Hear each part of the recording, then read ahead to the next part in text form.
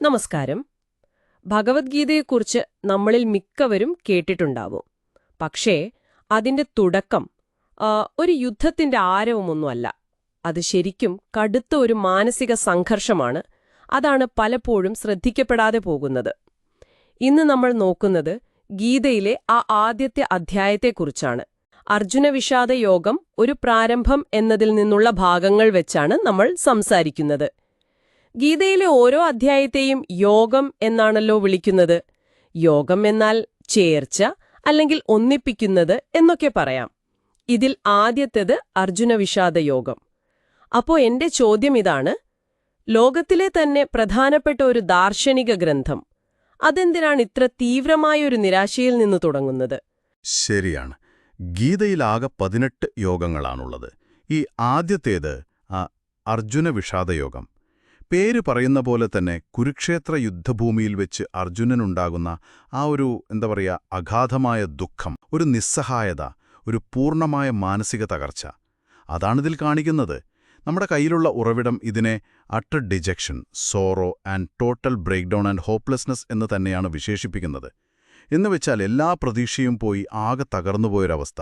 സ്വന്തം ആൾക്കാരെ, ഗുരുക്കന്മാരെയൊക്കെ അപ്പുറത്ത് കാണുമ്പോൾ യുദ്ധം ചെയ്യാൻ പറ്റാതെ അർജുനൻ തളർന്നു പോവുകയാണ്. ഓഹോ, അപ്പോ ഇത് വെറുമൊരു പോരാളിയുടെ സാധാരണ സങ്കടമല്ല, മറിച്ച് താൻ വിശ്വസിക്കുന്ന എല്ലാത്തിനെയും ചോദ്യം ചെയ്യുന്ന, ഒരടി മുന്നോട്ട് വയ്ക്കാൻ പറ്റാത്ത ഒരു തരം സ്തംഭനാവസ്ഥയാണ് അല്ലേ? എന്തിനാണ് ഗീത ഈ ഒരു അവസ്ഥയ്ക്ക് ഇത്ര പ്രാധാന്യം കൊടുക്കുന്നത്? യുദ്ധോപദേശം കൊടുക്കുന്നതിന് മുമ്പ് ഈ വിഷാദത്തെ ഇത്ര വിശദമായി പറയേണ്ട കാര്യമുണ്ടോ? അവിടെയാണ് അതിൻ്റെ ഒരു രസം കിടക്കുന്നത്. ഈ ഉറവിടം പറയുന്നത് ശ്രദ്ധേയമായൊരു കാര്യമാണ്. ഈ ആദ്യ അധ്യായം ഒരു മാനവ നാടകം പോലെയാണെന്നാ, ഒരു ഹ്യൂമൻ ഡ്രാമ. അതായത് മനുഷ്യജീവിതത്തിൽ നമ്മളെല്ലാവരും എപ്പോഴെങ്കിലുമൊക്കെ നേരിടുന്ന ചില അടിസ്ഥാന പ്രശ്നങ്ങളില്ലേ, അതിൻ്റെ ഒരു ചിത്രം. സ്വന്തം ആൾക്കാരോടുള്ള സ്നേഹം, പിന്നെ ചെയ്യേണ്ട കടമയെക്കുറിച്ചുള്ള സംശയം, ശരി ഏതാണ് തെറ്റേതാണ് എന്നുള്ള കൺഫ്യൂഷൻ, ഇതൊക്കെ അർജുനനിലൂടെ വരച്ചു കാട്ടുകയാണ്. ശരിക്കും അർജുനന്റെ ഈ വിഷാദത്തിന്റെ കാരണം മോഹമാണ്. ബന്ധങ്ങളോടുള്ള ആ ഒരു അമിതമായ ആസക്തി, ഞാൻ, എന്റേത് എന്നൊക്കെയുള്ള ചിന്ത. ഈ അവസ്ഥ നമുക്കെല്ലാവർക്കും ബാധകമാണ്. ഒരുപക്ഷേ നിങ്ങൾക്കും തോന്നിയിട്ടുണ്ടാവാം ജീവിതത്തിലെ ചില നിർണായക ഘട്ടങ്ങളിൽ ഇതുപോലുള്ള ധർമ്മസങ്കടങ്ങൾ. ശരിയാണ്. അപ്പൊ അർജുനൻ എന്നത് ഒരു പ്രതീകമാണ്. നമ്മൾ ഓരോരുത്തരുടെയും ഉള്ളിലുള്ള സംശയങ്ങളുടെയും ഭയങ്ങളുടെയും ഒക്കെ ഒരു പ്രതിനിധി. ഈ പറഞ്ഞ മോഹം, ബന്ധങ്ങളോടുള്ള ഒരു അറ്റാച്ച്മെന്റ്, അത് നമ്മളെ പലപ്പോഴും ഇത്തരം പ്രതിസന്ധിയിൽ കൊണ്ടുചെന്നെത്തിക്കും. ഇവിടെയാണ് ഇത് കൂടുതൽ രസകരമാകുന്നത്. ഈ അഗാധമായ വിഷാദാവസ്ഥ, ഇതാണോ ശരിക്കും തുടർന്നുള്ള ഗീതോപദേശങ്ങൾക്ക് ഒരു പശ്ചാത്തലം ഒരുക്കുന്നത്? കൃത്യമായി അതെ. ഈ വിഷാദമൊരു തടസ്സമായിട്ടല്ല കാണേണ്ടത്, മറിച്ച് അതൊരു ഉത്തേജനമാണ്.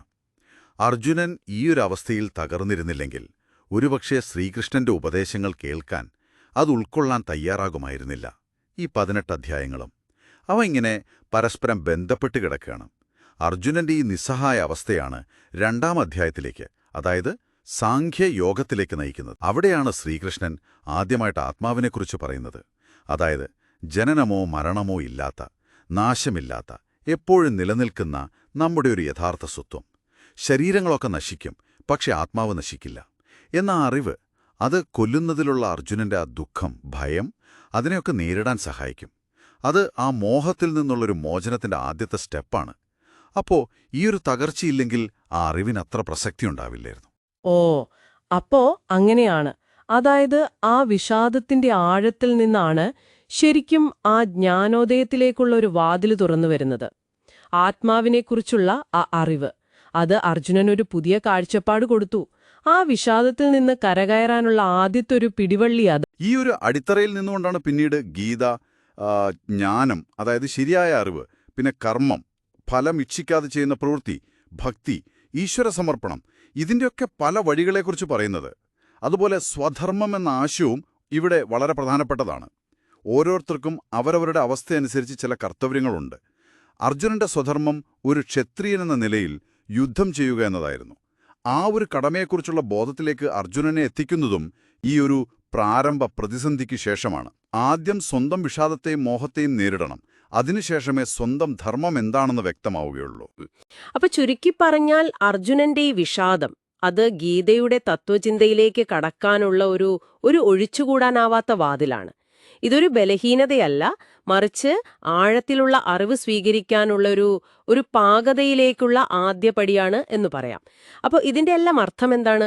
ഒരുപക്ഷേ മനുഷ്യന്റെ ഈ അടിസ്ഥാനപരമായ പ്രതിസന്ധികൾ, വേദനകൾ, അതിനെയൊക്കെ ധൈര്യത്തോടെ നേരിടാതെ, അതിനെ മറികടക്കാനുള്ള ഒരു ഉൾക്കാഴ്ച കിട്ടാതെ യഥാർത്ഥ ജ്ഞാനത്തിലേക്കോ ശരിയായ കർമ്മത്തിലേക്കോ നമുക്ക് പ്രവേശിക്കാനേ കഴിയില്ല എന്നാണോ ഗീത പറയാതെ പറയുന്നത്? നമ്മുടെയൊക്കെ ജീവിതത്തിൽ വരുന്ന കടുത്ത പ്രതിസന്ധികൾ, ആ വേദനയും ആശയക്കുഴപ്പവുമൊക്കെ നിറഞ്ഞ നിമിഷങ്ങൾ, അവയെല്ലാം ഒരുപക്ഷെ നമ്മളെ തന്നെ കൂടുതൽ ആഴത്തിൽ മനസ്സിലാക്കാനും നമ്മുടെ യഥാർത്ഥ കടമയെന്താണ്, ആ സ്വധർമ്മം എന്താണെന്ന് തിരിച്ചറിയാനുമുള്ള അവസരങ്ങളായിരിക്കുമോ? ആ എന്താ പറയുക, ഇരുണ്ട താഴ്വരയിലൂടെ നമ്മൾ കടന്നുപോകാതെ ഒരുപക്ഷെ ആത്മീയമായ ഒരു ഉയർച്ചയോ ഒരു വ്യക്തതയോ നേടാൻ സാധിക്കില്ലേ? ഇത് നിങ്ങൾ ഓരോരുത്തരും തുടർന്ന് ആലോചിക്കേണ്ട ഒരു കാര്യമാണ്. ഇഷ്ടപ്പെട്ടെങ്കിൽ ചാനൽ സബ്സ്ക്രൈബ് ചെയ്യാനും ലൈക്ക് ചെയ്യാനും മറക്കരുത്.